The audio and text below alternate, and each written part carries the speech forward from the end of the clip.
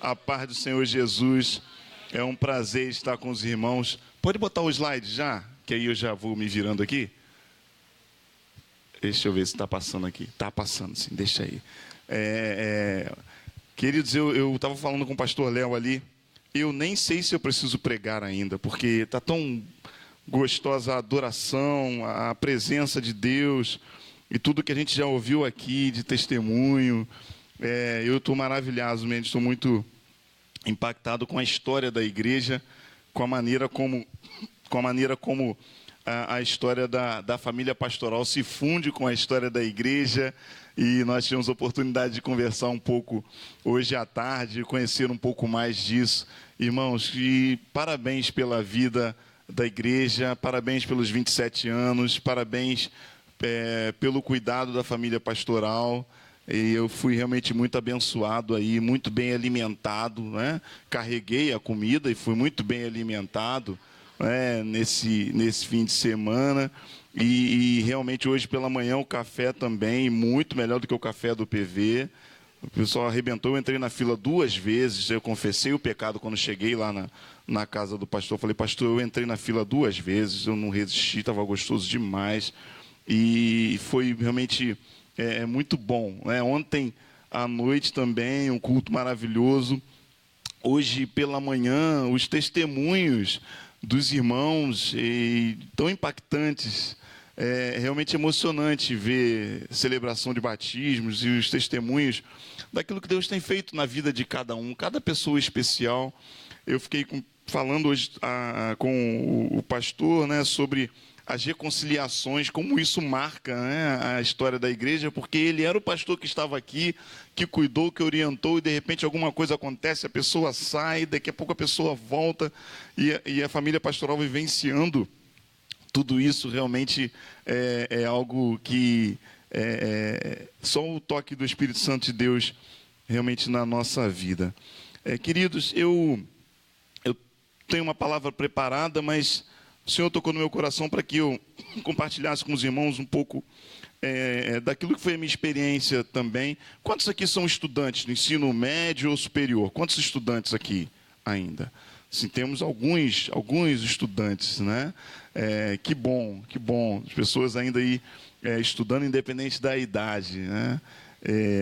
E eu quero compartilhar um pouco de forma breve dessa história, né? O pastor fica me falando do meu currículo.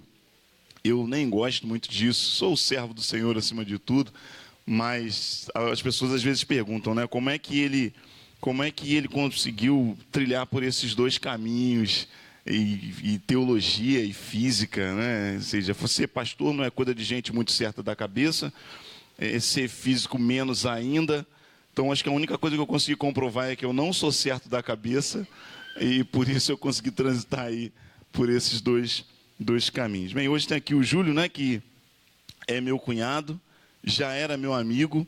Se você tem uma irmã solteira e um amigo solteiro, tome cuidado, porque você pode levar uma volta como eu levei. Levei esse camarada para passar um carnaval comigo, pastor, com a minha família. Lá foi em Cabo Frio, não lembro, né? Em Cabo Frio, e vamos, Júlio, ser meu amigo e tal, e na volta ele vira para mim, diz que está namorando a minha irmã. Isso é coisa que se faça, rapaz. E aí tá ele aí, né? Já 16 anos de casados? 18 anos de casou antes de mim, tá certo? 18 anos de casado. Tá aí o Júlio, que já era um amigo e virou meu cunhado. Fazer o quê, né? Deus sabe de todas as coisas. Mas nessa minha trajetória, de forma muito breve, eu sempre gostei muito de estudar. Uma coisa que eu nunca dei trabalho para minha mãe foi para estudar. Eu sempre gostei de estudar. Eu não me considero nerd, porque nerd é quem é inteligente, né? Eu não sou inteligente, eu gostava de estudar, é diferente. Eu tinha que estudar muito, mas eu gostava, então eu conseguia conquistar boas notas porque eu estudava muito, né? E tive algumas experiências no ensino médio, no Cefet, na escola técnica. Trabalhei como técnico durante alguns anos também. E como eu fazia escola técnica em eletrônica, eu queria fazer a universidade, queria estudar engenharia elétrica. E o curso de engenharia era um curso, isso lá em 1996, era muito concorrido. Hoje ainda é muito concorrido, mas existem outras possibilidades, né? Outras universidades, muitas universidades. Mas naquele tempo, já na UF, era um curso muito concorrido, curso de engenharia elétrica. E eu, menino pobre, não tinha condições de pagar, não tinha condições de fazer um cursinho, e era só no meu estudo mesmo. E aí eu fiz o primeiro vestibular, não passei. Aí eu fiz o segundo vestibular e não passei. E já trabalhando, e eu resolvi fazer o terceiro vestibular, não passei. Mas eu queria fazer engenharia elétrica. E quando eu ia fazer o quarto vestibular, Deus me chama para o ministério. Eu estou num culto e Deus fala ao meu coração, Ele relembra, na verdade, o chamado de embaixador do rei, lá com volta de 12, 13 anos de idade, e eu indo para o curso e lendo um livro, buscando a presença do Senhor, Ele chama o meu coração, Ele fala ao meu coração sobre o chamado do ministério pastoral. E aí eu entrei em crise, porque eu disse, mas eu quero ser engenheiro. E Deus disse, mas eu tenho chamado para você. E aí aquele menino orgulhoso, né, olha para Deus e diz assim, tudo bem, eu vou para o ministério, mas eu quero passar no vestibular. Porque eu não vou para o ministério com um sentimento de que eu virei pastor, porque eu não consegui passar no vestibular. E eu não quero isso. Eu quero passar no vestibular. E aí eu fiz essa oração, e Deus virou para mim assim, tudo bem, então você passa no vestibular. Eu disse, Deus, eu passo no vestibular e largo tudo, mas eu quero passar. E pela quarta tentativa, eu passei no vestibular. Passei no vestibular para engenharia elétrica, passei na UF, passei na PUC com bolsa de 100%. E aí Deus cumpriu a parte dele e era hora de eu cumprir a minha parte, de não ir para a faculdade e ir para o seminário. E aí fiz o processo Seminário do Sul, a minha igreja me indicou, mas a igreja não teve dinheiro para me mandar no seminário naquele ano. E aí eu pensei, já que eu não vou para o seminário, então eu vou fazer a faculdade. E aí entrei na faculdade, segundo semestre de engenharia elétrica. Falo com muito orgulho, sim, porque é obra de Deus na minha vida. Eu fui o único aluno da minha turma que passou em todas as disciplinas no primeiro período de engenharia, que é muito difícil, cálculo 1, física 1, enfim, quem gosta disso sabe como é que é o negócio. E aí comecei a ficar empolgado. E no ano seguinte entrei no seminário. E aí eu falei assim, mas eu levo esse negócio, seminário e faculdade, trabalhar, eu vou tirar esse negócio de letra. Até que eu percebi que eu estava muito enrolado, com muitas leituras do seminário, e Deus olhou para mim e disse assim, você não está cumprindo a sua parte do nosso acordo. E aí eu abandonei a faculdade. E fui fazer o seminário teológico lá no Seminário do Sul. Lá pelo segundo ano do seminário, eu tinha um colega de turma, o pastor Owney, que é pastor na ilha, que é físico também. E aí ele me motivou a fazer física. Pai, volta a estudar, você vai gostar, física é bom, você ser professor e pastor é muito bom. E eu disse, então tudo bem.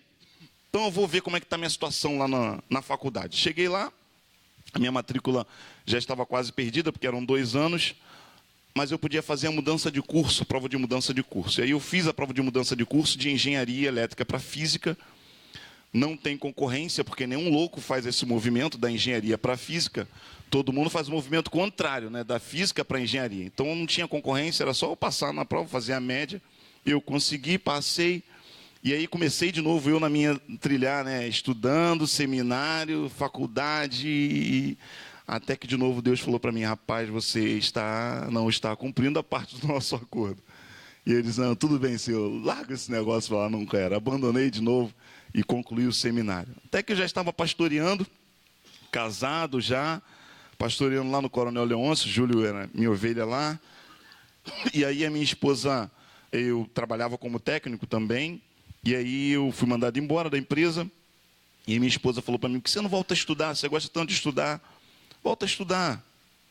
E aí eu já tinha cumprido a minha parte do acordo com Deus, de concluir o seminário, de ser pastor, já estava à frente de uma igreja, e aí eu resolvi voltar a estudar, e então consegui concluir o curso de física lá na Universidade Federal Fluminense. Fiz o bacharel, fiz a licenciatura e Deus foi então conduzindo a minha vida e de repente eu vi que Ele podia me usar através desse movimento da ciência e continuei estudando e na graduação eu já comecei a entender que eu podia ir a alguns lugares por conta da pesquisa e nesses lugares eu podia servir ao Senhor também. Eu tive a oportunidade de ir ao Peru, uma apresentação de um congresso, e lá tive a oportunidade de pregar a palavra de Deus numa igreja e falar a jovens lá. E depois eu acabei entrando para a via do mestrado, doutorado, já na COP, na UFRJ, na área de engenharia elétrica.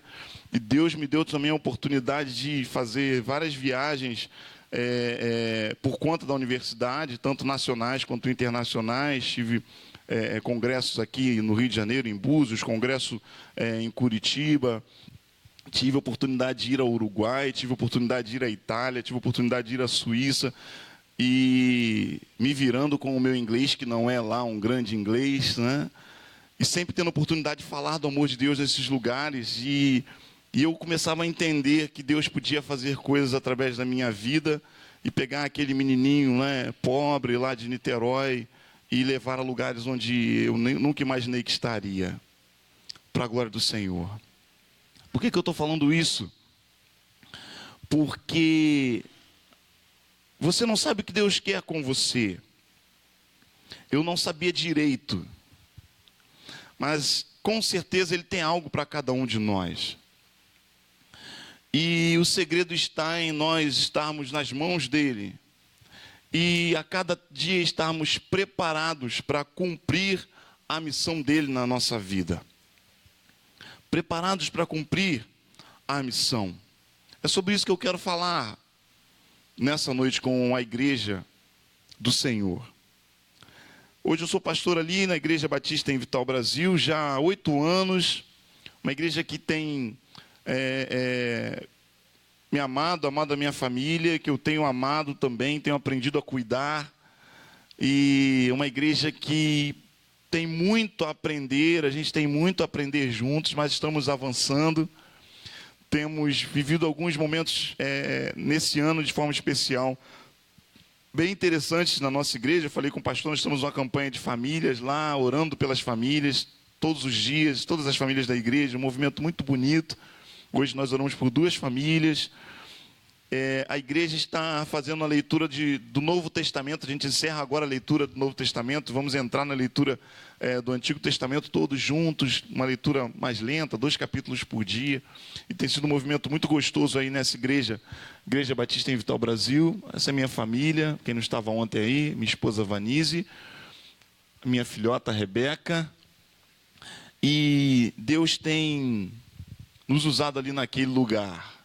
E eu tenho, aos poucos, vivido muito mais a vida da igreja, como o pastor falou, do que a pesquisa. Tenho o grupo da ABC2 lá na UF, que eu ajudo, não lidero, ajudo apenas, sou membro da ABC2 e ajudo o grupo. Vou falar um pouco sobre a ABC2 durante o sermão.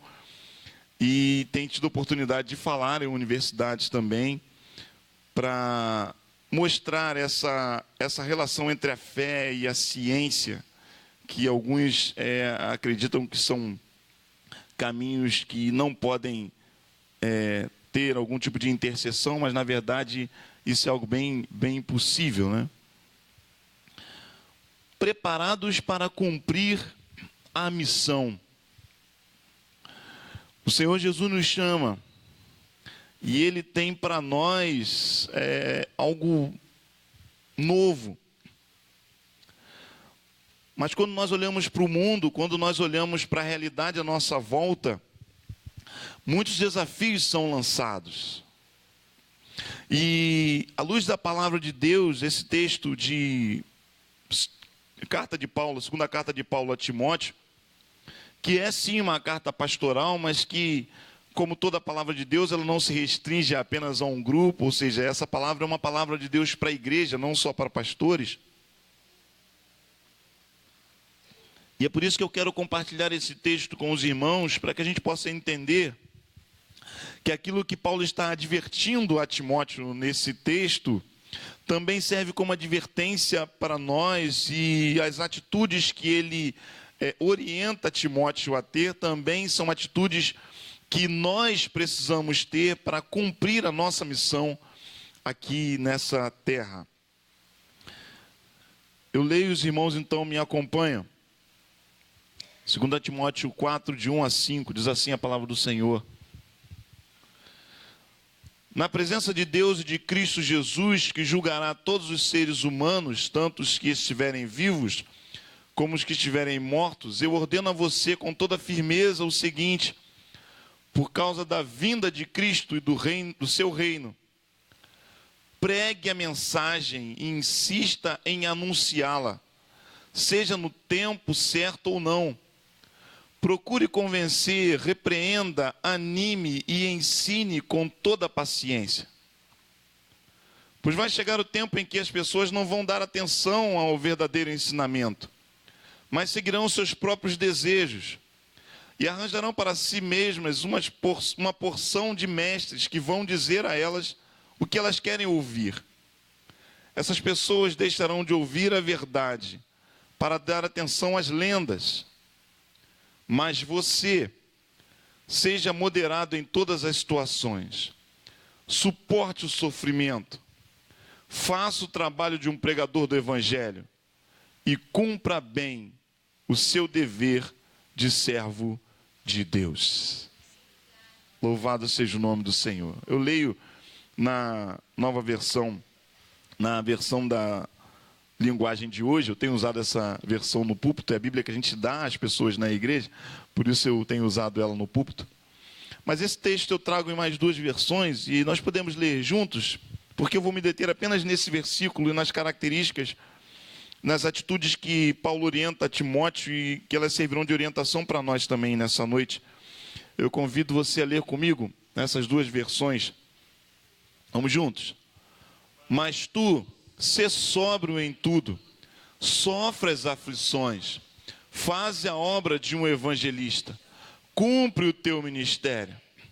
Você, porém, seja sóbrio em tudo, suporte os sofrimentos, faça a obra de um evangelista, cumpra plenamente o seu ministério. Amém.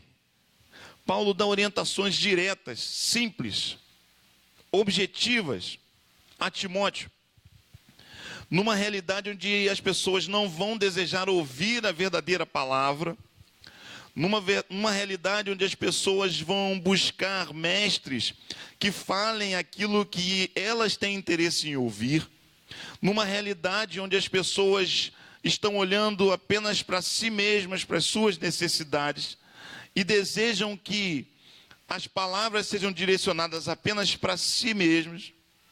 É nesse contexto que o apóstolo olha para Timóteo e diz: você não pode seguir essa direção, você precisa ter de forma clara algumas orientações para que você possa ser uma influência no meio dessa geração que só olha para si, que só vê os seus próprios interesses. Então, para isso, você precisa ser sóbrio, sofrer as aflições, fazer a obra de um evangelista, cumprir o seu ministério. E é sobre essas características que eu quero tratar hoje, aqui, nessa noite. A primeira, seja sóbrio. Seja sóbrio. Ser sóbrio é ser moderado, é ser equilibrado, é não ser descontrolado. Seja sóbrio. Nós vivemos num mundo onde as opiniões cada vez mais são insensatas, onde as pessoas são egoístas. Elas olham para si mesmas e tomam as suas decisões com essas bases, e muitas vezes essas decisões não refletem essa sobriedade. E você que está no mundo tem a missão de levar uma mensagem de forma sóbria, de forma equilibrada. Você que está vivendo nesse mundo tem a missão de, com a cosmovisão cristã, influenciar a realidade onde você está, para demonstrar que essa maneira de viver proposta por Cristo é a maneira de ter vida plena e vida abundante. É por isso que aonde você está, você precisa cumprir a sua missão. Onde eu estou, eu preciso cumprir a minha missão. E quando nós olhamos para o mundo, e quando nós olhamos para a ciência, quando nós olhamos para os avanços tecnológicos, continuando ainda pensando nesse tema que nós começamos a refletir ontem, a gente percebe que é muito importante que lá no meio existam cristãos, existam pessoas que têm uma base sólida, existam pessoas que conhecem a palavra, existem pessoas que têm uma ética de vida norteada pela palavra de Deus, para que lá naquele lugar haja uma influência que seja a direção, a orientação de Deus para os propósitos que estão sendo definidos, seja numa empresa, seja no governo, seja nas esferas da liderança do nosso país ou do nosso estado, não importa. Aonde você está, você precisa ser sóbrio. Você precisa ser sóbrio. E a sobriedade vem da orientação da palavra de Deus, que é equilíbrio para as nossas vidas. Pastor, do que você está falando? Dá um exemplo para a gente. Bem, eu trouxe alguns exemplos daquilo que tem sido a realidade, coisas discutidas no mundo de hoje, e que eu e você precisamos estar atentos e precisamos influenciar, você jovem, você estudante, você universitário, você que trabalha, influenciar. Por exemplo, existem dois termos que é a cientificação e a tecnicização. O que é isso? Elas significam que as pessoas fazem do mundo secundário da ciência e da tecnologia o seu principal mundo. De novo, eu cito esse autor que eu tenho estudado, é um filósofo, engenheiro, que escreve para essa área de filosofia da tecnologia. E ele então começa a alertar sobre a importância de nós olharmos para o mundo e percebermos que nós não podemos viver em função da tirania do controle técnico-científico. A gente não pode se tornar refém do desenvolvimento tecnológico. Mas o nosso olhar como cristãos para todo esse desenvolvimento precisa ser um olhar crítico. Precisa ser um olhar de quem tem bases e que pensa, espera aí, até que ponto vai isso? A manipulação genética das plantas, dos alimentos. Você pega um alimento e começa a ver, espera aí, mas o que está acontecendo? A gente comprava uma laranja, a gente comprava uma tangerina, né? E era aquela coisinha, porque hoje a gente pega e que tangerina é essa gigante? Que tomate é esse? Que frango é esse que antigamente levava um tempo para crescer e hoje a gente está ali comprando um frango e você sabe que aquele frango ele tem algum tipo de manipulação na criação dele. O que isso pode estar trazendo para a gente? Nós precisamos olhar para tudo isso e ter uma ação de sobriedade sobre o que todo esse desenvolvimento pode estar trazendo para nós. Os animais, como eles estão sendo tratados, eles são apenas para participar de uma linha de produção ou a gente precisa ter um respeito a toda essa natureza criada por Deus? Qual é o seu olhar para essas coisas? Uma sociedade que concentra o poder e os recursos na mão de poucos e massacra uma grande maioria de pessoas. E como assim? Qual é o seu olhar para tudo isso?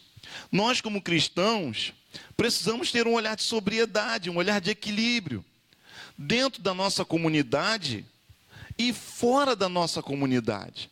Eu não estou aqui pregando comunismo, não, nada disso, não sou comunista, nem de perto. Não vejo problema nenhum em um irmão chegar, por exemplo, de carro zero e o outro irmão chegar andando, não a pé. Não vejo problema nisso, não vejo que a nossa vida cristã se resuma a isso. Mas é claro que precisa haver equilíbrio, ou seja, não pode numa mesma igreja uma pessoa chegar de carro blindado e a outra passar fome. Alguma coisa está errada. Então nós, como igreja do Senhor, aqui dentro, já precisamos ter esse olhar de sobriedade para a realidade daquilo que o desenvolvimento muitas vezes nos impõe. Porque senão a gente entra no perigo de achar que tudo é muito bom, tudo é muito lindo, tudo é avançado. Mas o que isso está produzindo em nós? E a reprodução humana? Um outro tema que tem sido muito discutido aí, né? Temos biólogos aqui, hoje eu estava conversando com um aqui na igreja. E a reprodução humana? Como é que é isso? Ela pode ser feita a qualquer custo. Pastor, mas eu não podia ter filhos e hoje eu tenho um filho porque eu fiz um processo de inseminação. Amém, que bênção, essa criança está aí, esse menino está aí, que bom, amém por isso. Mas será que existem limites? Será que um dia nós vamos poder escolher como nós queremos os nossos bebês? Eu quero que ele tenha os olhos azuis. Dá para implantar olhos azuis? Eu quero que ele seja inteligente. Puxa a inteligência do pai e a beleza da mãe. Dá para a gente fazer esse ajuste?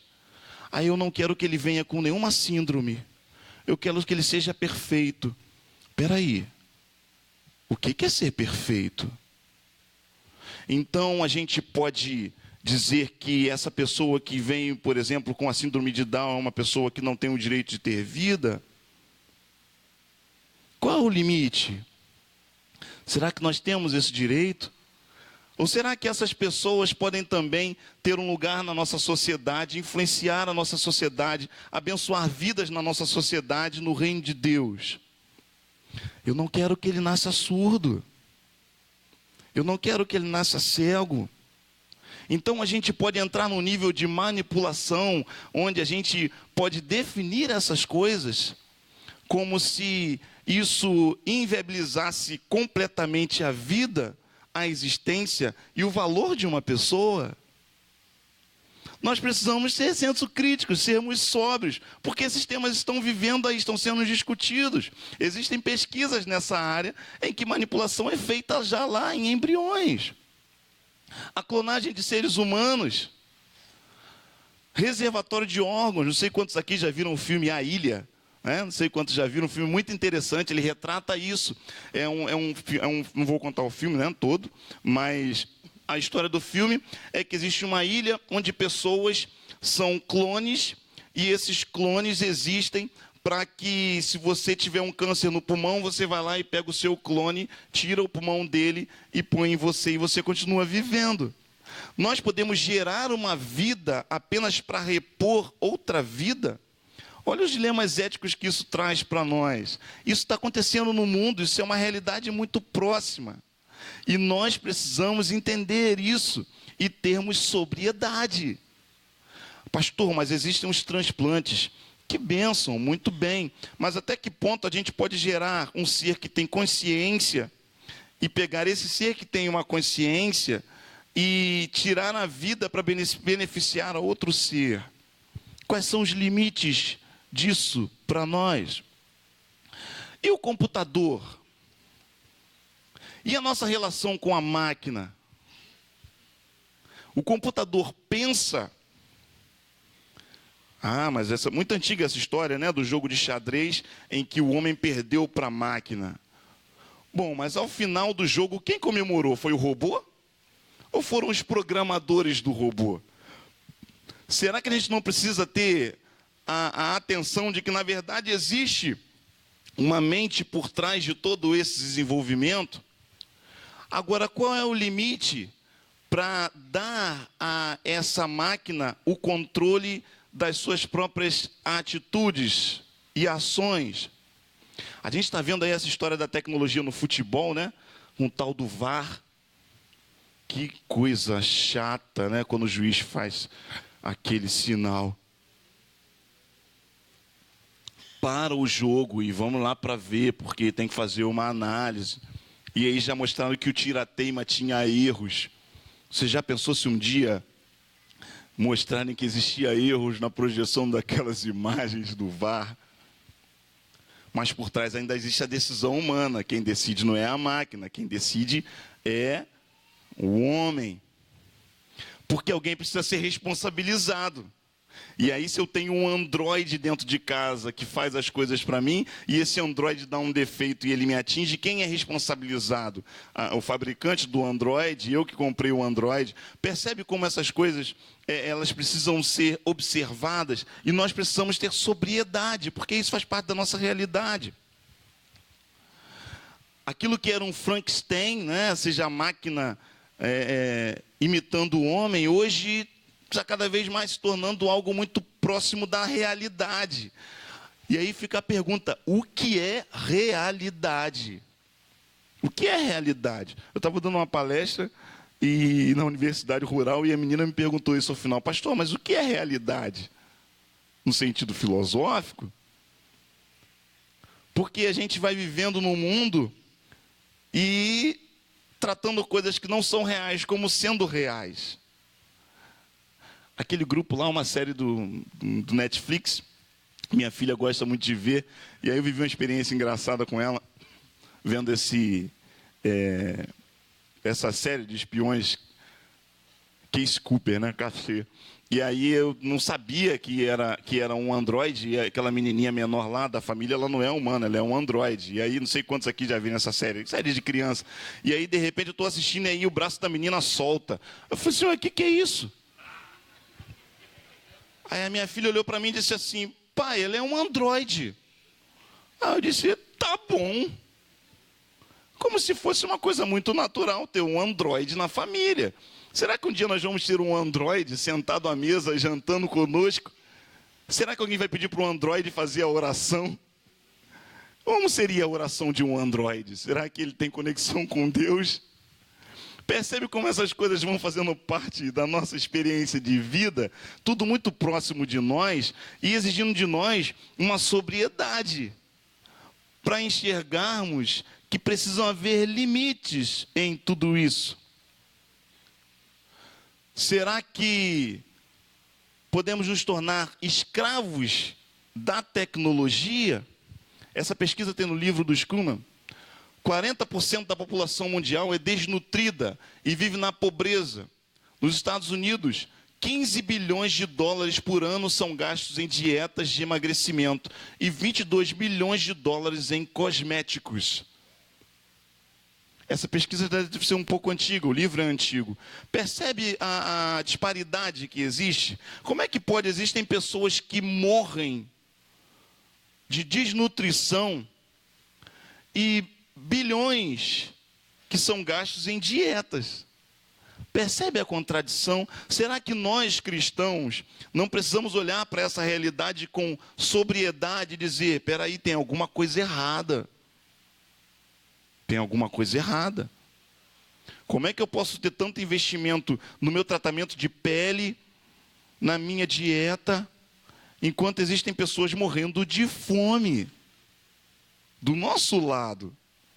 Então você, servo de Deus, não pode estar alienado, olhando para tudo isso como se fosse, isso daí é o final dos tempos. Não, essa é uma realidade que nós temos responsabilidade sobre ela. E a realidade virtual? Ela é boa? Claro que é. Imagina se você tivesse que treinar pilotos de avião em aviões de verdade. Ninguém ia entrar com ele, né? Um piloto de avião em treinamento. Vamos voar? Não. Então, existem simuladores de voo, onde ele aprende como se fosse um avião de verdade. Simuladores perfeitos, que bom. Ou seja, é uma realidade virtual a serviço do homem. Mas como é que ficam os jogos de violência? Incitando os jovens a viver experiências de violência como se fossem reais. Como é que fica o acesso a toda a pornografia que a internet coloca à disposição, fazendo com que pessoas vivam relações que não são reais como se fossem reais, destruindo os jovens, destruindo casamentos. E aí, esse mundo virtual, ele é bom?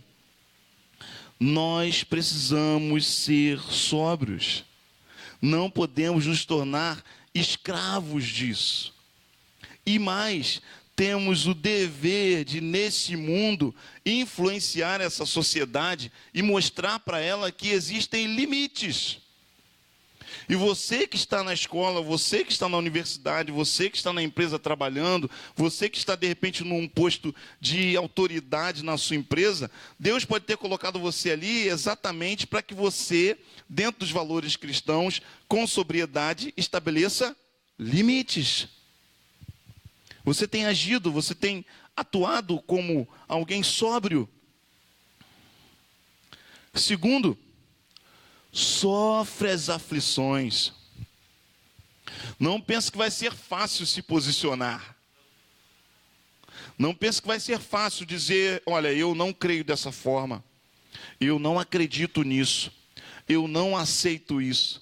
E Paulo está dizendo para Timóteo, em alguns momentos você vai se posicionar, e ao se posicionar, as pessoas vão estar contra você. E aí você vai ter que dizer o que realmente é um valor para você. Seja sóbrio e sofra as aflições. Não significa que nós sejamos contra a ciência, a tecnologia ou o desenvolvimento. Não. Não somos contra. Mas precisamos ter, sim, uma postura de defesa dos valores. O que a gente pode pensar também a respeito disso? A tecnologia, ela precisa servir a vida e não a vida à tecnologia. O desenvolvimento tecnológico não pode tratar a vida como uma coisa qualquer. Então a gente precisa conhecer os limites. A gente precisa ter informação a respeito de tudo o que está acontecendo. As nossas leis precisam ser ajustadas para que a vida seja colocada em primeiro lugar. Precisa haver um equilíbrio entre tecnicismo e naturalismo. O que é isso? Naturalismo é, a gente não quer nada de tecnologia. Tecnicismo é, a tecnologia pode tudo. Não, mas a gente precisa ter uma visão equilibrada. Precisamos estar atentos ao mandato cultural. O que é isso? A nossa responsabilidade com essa criação de Deus. Ela foi colocada em nossas mãos. Olha o que diz Gênesis 1, 28. E os abençoou, dizendo: tenham muitos e muitos filhos, e espalhem-se por toda a terra e a dominem, e tenham poder sobre os peixes do mar, sobre as aves que voam no ar, e sobre os animais que se arrastam pelo chão. Deus está dizendo: você, homem, tem autoridade sobre tudo isso. E a autoridade não é para destruir, não é para fazer do jeito que você quiser, não é para tratar tudo como se fosse só você o centro. Não. A autoridade é para administrar. A autoridade é para cuidar. E esse mandato é um mandato nosso. Mas as pessoas não conhecem a palavra de Deus. Então quem é que tem que levar essa palavra? Quem é que tem que dar essa orientação de que cuidar do ecossistema, cuidar do meio ambiente é responsabilidade nossa. Cuidar do lixo é responsabilidade nossa. Porque a ganância leva as pessoas a quererem ter, independente do que vai acontecer com as gerações futuras. Mas você, como servo de Deus, não pode pensar assim. Então talvez você esteja lá na empresa, lá no laboratório, lá onde você está numa posição estratégica para dizer: espera aí, a gente tem uma responsabilidade orientada pela palavra de Deus. Mas pastor, se eu falar isso, eu posso perder o meu emprego. Bom, então você vai ter que definir o que é prioridade para você. E em alguns momentos, sofre as aflições. Mas faz aquilo que é a obra de Deus e se posiciona. E defenda a sua fé. E haja como quem realmente é um servo de Deus ativo ali naquele lugar, em defesa daquilo que a palavra de Deus nos orienta. Você tem tido coragem para viver isso nessa sociedade, se posicionar? Mas mais do que uma posição de defesa, nós também temos uma posição de mostrar aquilo que é a verdade. Não só a apologética, mas a nossa ação, que é o quê? Faça a obra de um evangelista. Existe uma mensagem que precisa ser falada, que precisa ser proclamada. Uma palavra de esperança. Porque as pessoas não têm essa visão, mas você tem, você conhece. Então você precisa mostrar que existe uma esperança, e essa esperança está em Cristo Jesus. Porque através dele nós vivemos plena comunhão com Deus, e em comunhão com Deus nós estamos em harmonia com a criação de Deus. Então, quando a gente prega a palavra, quando a gente faz uma obra de evangelista, quando a gente leva o amor de Deus, a gente está promovendo essa união entre o ser humano e Deus e trazendo de novo essa visão de Deus que desde o início criou o mundo para que nós estivéssemos em harmonia com Ele. Mas o que aconteceu? O pecado entra no mundo e ele mancha essa relação, ele mancha essa criação, e nós não entendemos, mas sabemos que a natureza também sofreu com essa mancha. Não sabemos exatamente como, não sabemos o que aconteceria com a humanidade, com as plantas, com os animais, se não existisse o pecado no mundo. A gente não tem como saber exatamente isso, mas a gente sabe sim que todo o ecossistema sofreu por conta desse afastamento do homem e Deus. E nós precisamos ter essa mensagem que leva de volta as pessoas a esse relacionamento com Deus, que é o ideal de Deus para nós. Existe uma figura, né, que é a figura desse relacionamento perfeito entre o homem e Deus, que é a figura desse jardim. Não é assim?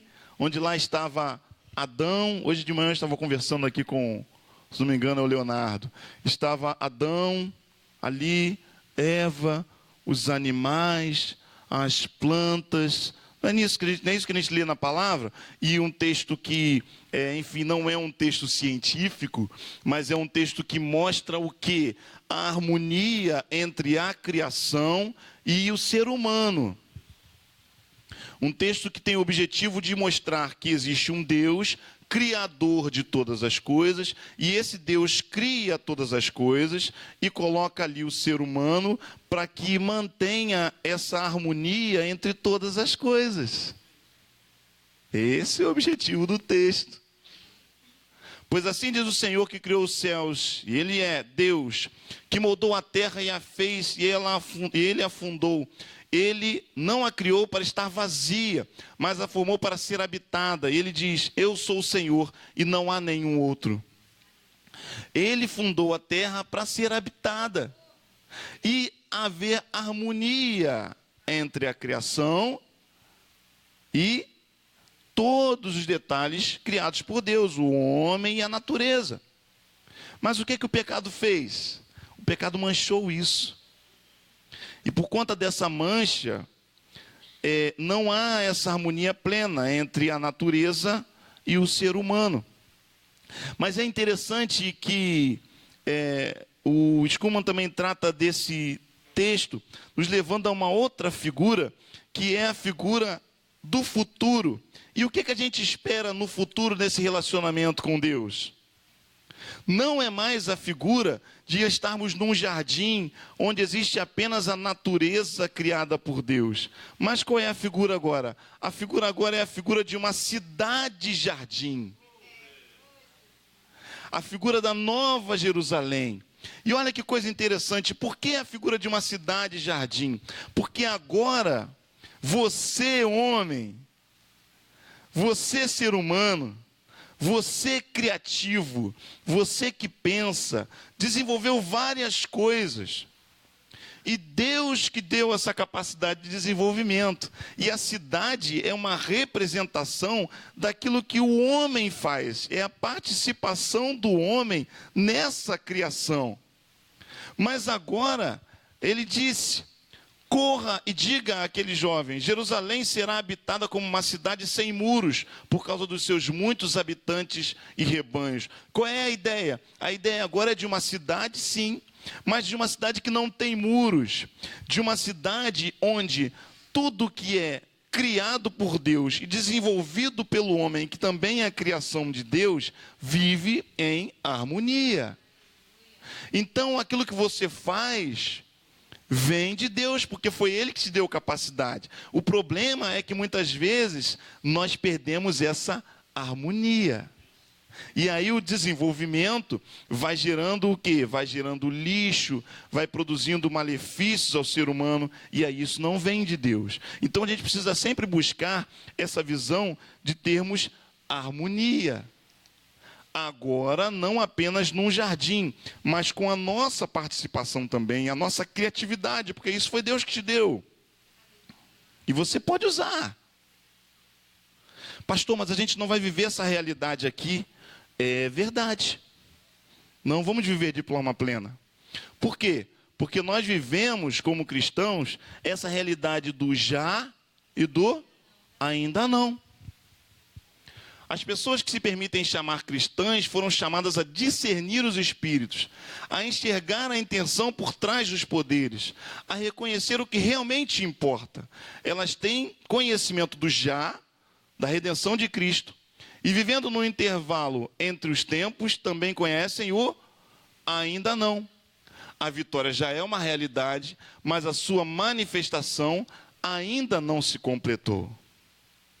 É dessa forma que nós olhamos para o mundo e não colocamos a nossa esperança apenas nesse mundo, mas entendemos que temos uma responsabilidade já nesse mundo, porque a vida eterna não começa depois que a gente morre.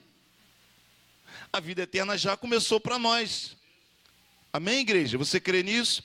Você já está vivendo a vida eterna, mas você não está vivendo essa vida eterna de forma plena. Por quê? Porque você ainda está preso nesse corpo, porque você ainda está preso nesse mundo. Então aqui nós temos a responsabilidade de já experimentarmos desse relacionamento com Deus, e nesse relacionamento com Deus estabelecemos o cuidado dessa natureza enquanto vamos produzindo desenvolvimento.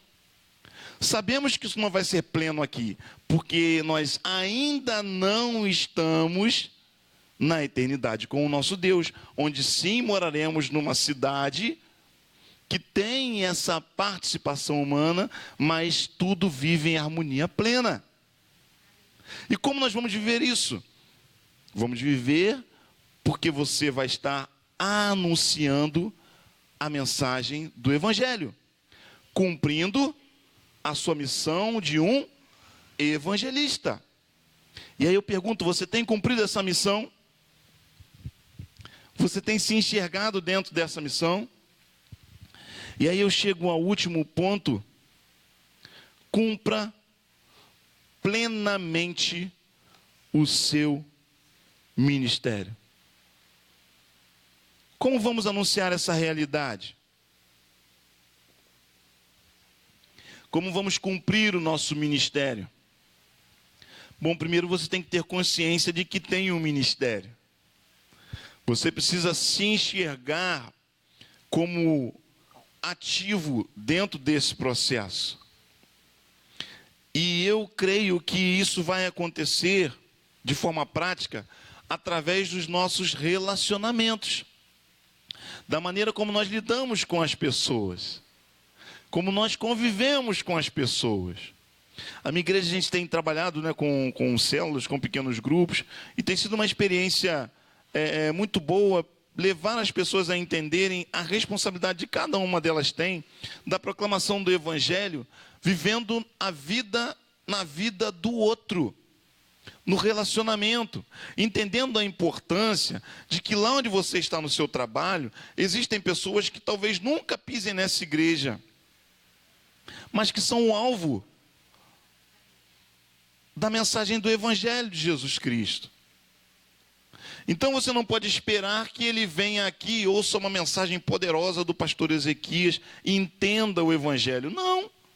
Lá onde você está, você precisa ser o canal de Deus para, através desse relacionamento, cumprir o seu ministério.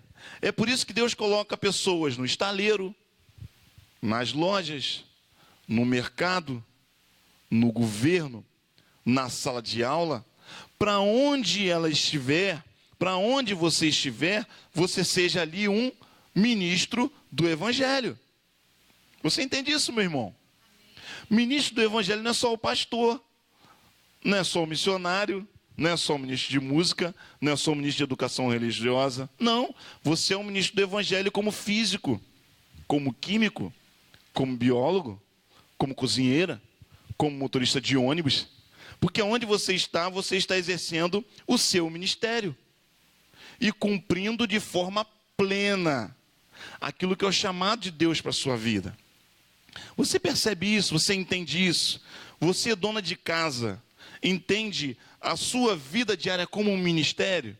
Talvez o seu chamado seja o ministério de cuidar muito bem dessa criança que você tem em casa. E enquanto você está cuidando dessa criança, você está formando alguém que vai ser o servo de Deus, que vai transformar o mundo. E Deus entregou isso nas suas mãos como um ministério. E você precisa enxergar isso e cumprir bem esse ministério. Porque isso não é algo simples. O Senhor nos coloca em lugares diferentes. Quando eu comecei compartilhando a minha história, durante muito tempo, no meio da pesquisa, eu vivi essa crise. Porque eu não conseguia entender conexão entre física e teologia. Entre física e fé. Então eu achava que quando eu entrava no laboratório para fazer pesquisa, Deus ficava do lado de fora. Eu dizia: Deus, agora eu vou fazer pesquisa, esse negócio aqui o Senhor não tem muito interesse mesmo, mas eu gosto. Então eu aproveito isso aqui, estou ajudando de alguma forma, né, no desenvolvimento, é uma coisa boa, é um exercício da minha humanidade, a capacidade que Deus me deu, e pronto. Eu não conseguia entender aquilo como um ministério, aquilo que eu estava produzindo como algo que Deus poderia usar. Então eu vivia essa vida dicotômica, né? Digamos assim, essa vida dupla. Como se Deus não tivesse interesse naquilo que eu estava fazendo. Até que eu pude entender que não é isso realidade. Tudo que nós fazemos é para a glória de Deus. E Ele quer nos usar em tudo que nós fazemos, porque Ele tem propósito em tudo que nós fazemos. Mas isso só acontece quando nós os colocamos nas mãos de Deus. E quando entendemos que tudo é para a glória de Deus. Foi aí que eu conhecia a ABC2, né? A Associação Brasileira de Cristãos na Ciência. Eu estava lá na livraria do Palavra da Vida, lendo um livro, olhando, e de repente eu vi um livro da associação, e eu me interessei por aquilo, e havia um encontro, era uma semana de estudos avançados, e eu fiz a minha inscrição, fui selecionado, e aí convivi durante um período de carnaval com aquelas pessoas que eram de vários campos da pesquisa.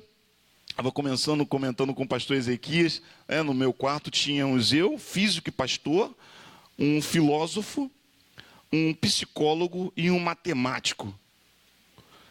A gente não conseguia dormir, porque as discussões eram as mais loucas. Até um dia que a gente chamou o Guilherme, né, o Guilherme de Carvalho, que é o vice-presidente da ABC2, ele estava lá com a gente, falou: Guilherme, conversa com a gente aqui, porque a coisa está ficando difícil. Em alguns momentos eu parava no grupo e falava assim: gente, eu sou o pastor desse quarto, então a gente vai orar, vamos orar, porque a gente é crente, a gente confia no Senhor, Ele é o dono das nossas vidas. E eu vou voltar para a minha igreja, porque eu tenho uma igreja me esperando lá. Porque as discussões iam, as viagens. Mas a gente começa a entender que Deus está ali. E se Deus te deu esse dom de estudar matemática, filosofia, biologia, psicologia, seja lá o que for, use isso para a glória de Deus. Creia que você pode ser o instrumento de Deus, mas seja sóbrio, porque quando você entrar na universidade vai aparecer um monte de coisa, né, para tentar levar você para um caminho que é um caminho que a universidade, em alguns aspectos, né, tenta burlar, mostrando que não há necessidade de fé. E, infelizmente, em alguns aspectos, a igreja, em alguns momentos, também tenta burlar, mostrando que não há necessidade do ensino. Então, os dois lados precisam compreender que existem limites. A ciência, ela não vai dar todas as respostas. Então, existem respostas a respeito dos propósitos da existência humana que você não vai encontrar no laboratório de biologia. Você pode até entender como é que aquele mecanismo funciona. Agora, qual é o propósito da existência daquele mecanismo? A ciência não responde isso. Pelo menos não essa ciência dura, né? A filosofia busca responder também, de algumas formas. Mas essas ciências naturais, elas não respondem a isso. Então, se alguém tenta te dar a resposta de propósito através de ciências naturais, ele pode estar te enganando. Mas a análise da teologia, por um outro lado, também precisa entender que, apesar de nós crermos na inerrância da palavra de Deus, a teologia é um exercício humano. E a nossa maneira de olhar para a palavra de Deus pode conter erros. Eu posso ler a palavra de Deus e chegar a uma conclusão que não é uma conclusão correta de acordo com a palavra de Deus. Não que a Bíblia tenha um problema, mas porque eu tenho problema. Não fiz o curso lá com o pastor Ezequias, né? Não me preparei, fiz a leitura de qualquer maneira e tirei uma conclusão. Ah, mas a Bíblia está dizendo. Não, a Bíblia está dizendo não. Você é que está dizendo que a Bíblia está dizendo. Não é? Vai estudar. Então, nós precisamos ter a humildade dos dois lados, tanto cientista para dizer, não, existem áreas em que eu não estou aqui para responder, tanto teólogos para dizer, não, eu não posso tirar essa resposta da Bíblia, porque essa resposta não está no objetivo da Bíblia responder. Isso é difícil de se fazer.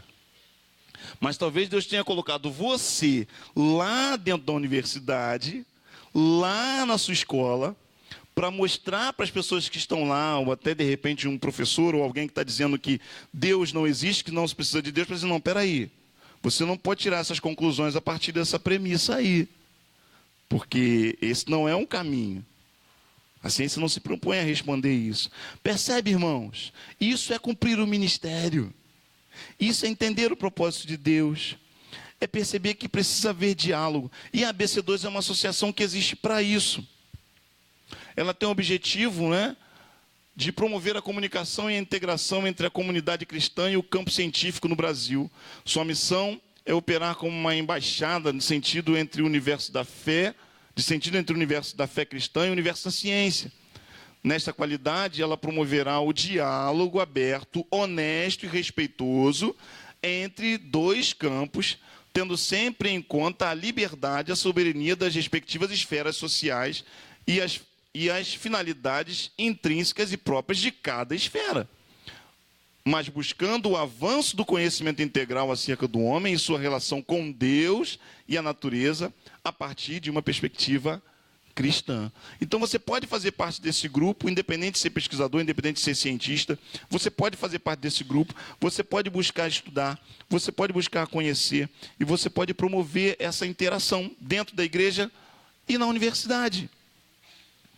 Porque isso vem de Deus. E tudo que a gente faz deve ser para a glória de Deus. Minha irmã, faça arroz em casa para a glória de Deus. Senhor, me ajuda a não queimar esse arroz. Você ora enquanto está fazendo arroz, irmã? Ou você fala assim, já sei fazer arroz, já faço. Aí daqui a pouco vai e queima. Queridos, Deus quer agir nos detalhes da nossa vida. Ele tem interesse. Plena comunhão. A gente vai ministrar a ceia do Senhor. A ceia do Senhor vai ser ministrada daqui a pouco. Isso é comunhão com Deus. Jesus Cristo veio ao mundo para que a gente vivesse essa experiência de dia a dia com Cristo, de vida com Ele, numa sociedade que olha só para si, mas nós olhamos para o alto, aleluia, nós olhamos para o alto. Então, igreja do Senhor Jesus, tenha sobriedade, esteja atenta, para não sermos levados por qualquer vento de doutrinas. Esteja disposto a se posicionar aonde você está, com os valores da palavra de Deus, porque você pode ter sido colocado ali exatamente para isso. Você não está lá para ganhar dinheiro, para sustentar a sua família, não é só para isso, é para isso também. Mas existem propósitos de Deus na sua vida aí onde você está. Proclame a palavra com ousadia. Mostre para o mundo que existe um Deus que nos ama e que enviou o seu próprio Filho para que a gente estivesse em harmonia com Ele e harmonia com as pessoas. Cumpra o chamado de Deus onde você estiver. Essa é a palavra do Senhor, colocou no meu coração para essa noite. Que essa igreja continue avançando para a glória do Senhor. E eu encerro fazendo a você essa pergunta: Você tem cumprido o seu chamado? Você tem cumprido o seu chamado? Eu trabalhei com pesquisadores que deram a vida toda por uma pesquisa. 25, 30 anos, pesquisando apenas um detalhe.